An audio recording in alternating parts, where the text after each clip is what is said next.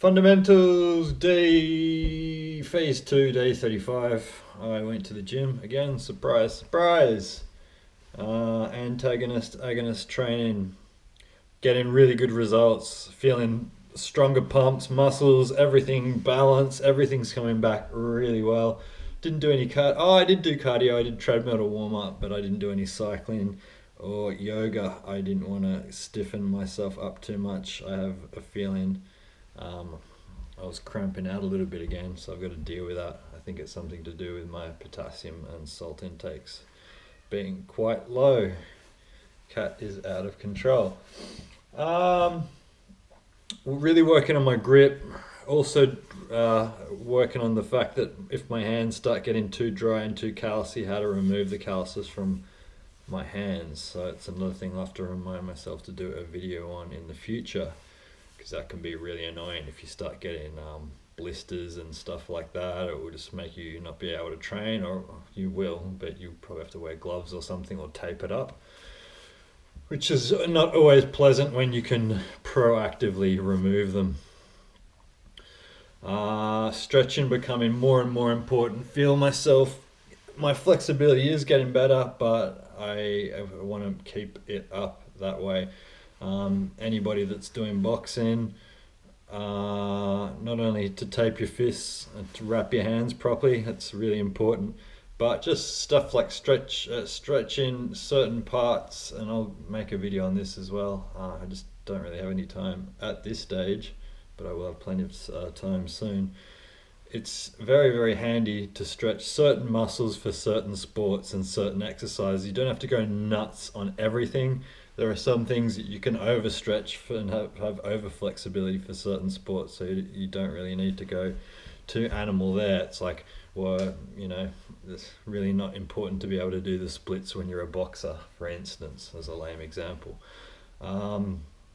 But there are certain things that you want to stretch for boxing. Shoulders and arms are things that you really want to make sure that you're stretching and doing joint mobility drills for those.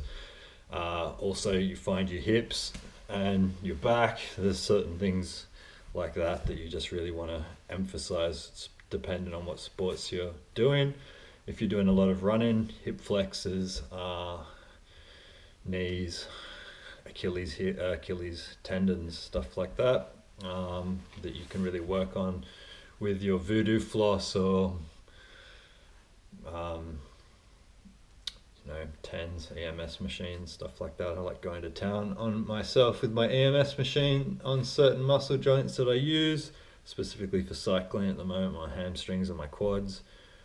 Calves seem to be bulletproof from skipping, so no drama there.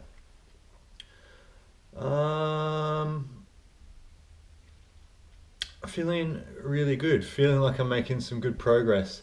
I feel like I did lose a bit of that progress when I went to look at rural property for about 4 days essentially, and really want to make sure I can maintain that momentum, having no breaks at all. If there's something that requires a break, some injury, or like that day that I had to stop at the gym because I had a really bad cramp in my quad, that's fine. You can take those days off when you need to, but really to get some momentum going, you should be doing something every day, even if that every day is just a commute to and from work, where you're walking to the station, cycling to work, whatever. That counts as a day as far as I'm concerned. Not one of my days, because a commute to work is something that I haven't done in a long time. That's not true, about a year now, but I'm planning on not making that happen for a lot longer, as long as I can keep trading.